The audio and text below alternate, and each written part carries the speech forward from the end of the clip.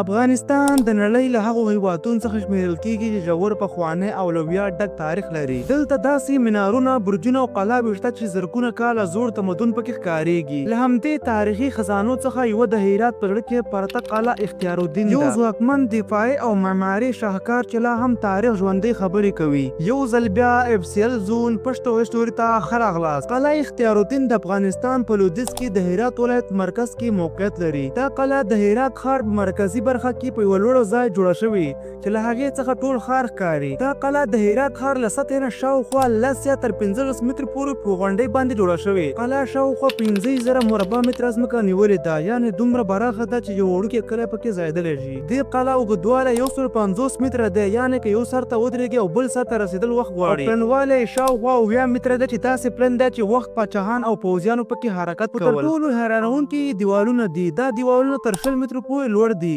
داسې لوړ دي لکه د یو ودانۍ څو پوړیزه دیوالونه، او پلنوالی دومره ډیر دی چې پکې یو موټر هم تللی شي. په ځینو ځایونو کې دیوالونه تر 3 متره پورې رسیږي. دا دیوالونه یوازې د ښکلا لپاره نه وو، دا د جنګ او دفاع لپاره جوړ شوي وو، سخت کلک او نه ماتېدونکي. قلعه اختیارالدین لومړنۍ بنسټونه شاوخوا 2.5 کاله پخوا کېښودل شوي، یعنې دا قلعه له نن نه تقریبا 15 پېړۍ پخوا موجوده وه. دا قلعه د ساساني دورې نه مخکې جوړه شوې وه. وروسته بیا اسلامي دور کې په ځانګړې توګه تیموري سلطنت پر مهال دا بیا ترمیم او پراخه شوه. دا قلعه د زردشتیانو، بودایانو، ساسانیانو، مسلمانانو، تیموریانو، صوفیانو او نورو واکمنو په دور کې هم ژوندۍ پاتې وه. دې قلعه زرګونه کلونو تاریخ، جګړې، بریاوې او بدلونونه پر خپلو سترګو لیدلي دي. 2.5 کاله پخوا جوړه شوې دا یوه داسې قلعه ده چې د وخت له طوفانونو سره مقابله کړې. امپراتوران بدل شوي خو لا دا هم ولاړه ده. دا قلعه ښایي چې د اسلام نه مخکې جوړه شوې وي، خو اصلي قوت او ارزښت د اسلامي سلطنتونو په دور کې زیات شو. د غوري سلطنت 1149 نه تر 1215 میلادي پورې د هرات ښار د غوریانو لپاره ډیر مهم و. هغوی د دې قلعه ترمیم او پراخه کړ او نظامي سنګر په توګه کارېده. دا قلعه د غوري واکمنو د خزانې، پوځ او دفاع لپاره مهمه وه. د تیموري سلطنت د 1370 نه 1507 میلادي پورې تیمور او بیا د ده زوی شاهرخ په واکمنۍ کې هرات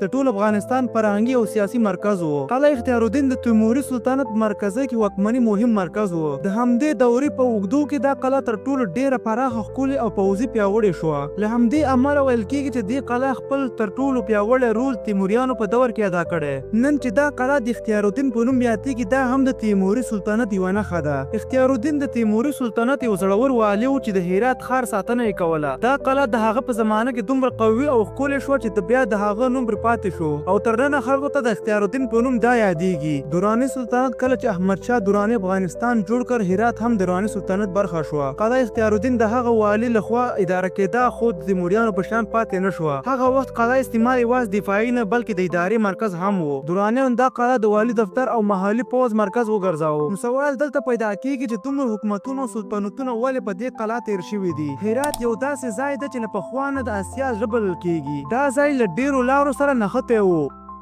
له خراسان نه هند ته، له مرکزي اسیا نه تر ایران ته، له ترکستان نه تر بغداد او مکې ته. یعنې هر څوک چې تجارت، سلطنت یا یرغل کاوه د هرات له لارې تېرېده. هرات هغه ښار و چې زرګر، عطار، عالم، خطاط، شاعر او سوداګر پکې ټول اوسېدل. کاروانونه، قافلې، اسونه او زاړه تجارتي لارې لکه ابریشم لاره همدلته تېرېدې. هر چا چې غوښتل چې واک ولري باید هرات یې تر واک لاندې وای. دا قلعه په یوه جګه غونډۍ ده چې د لرې نه قافلې او دښمن معلومیږي. د دې قلعه نه ډېر سلطنتونه، بادشاهان او جګړې تېره شوي، خو دا قلعه لا هم ولاړه ده، خپل ځای کې ټینګه ولاړه لکه غر. زمانه بدله شوه، سلطنتونه ختم شول، خو خلک لا هم راځي، قلعه ګوري او تصویرونه اخلي او وایي دا د افغان تاریخ یو ژوندی یاد دی. دوستانو، که تاسو زما ویډیو تر اوسه ګورئ نو ستاسو د مینې او ملاتړ ډېره مننه.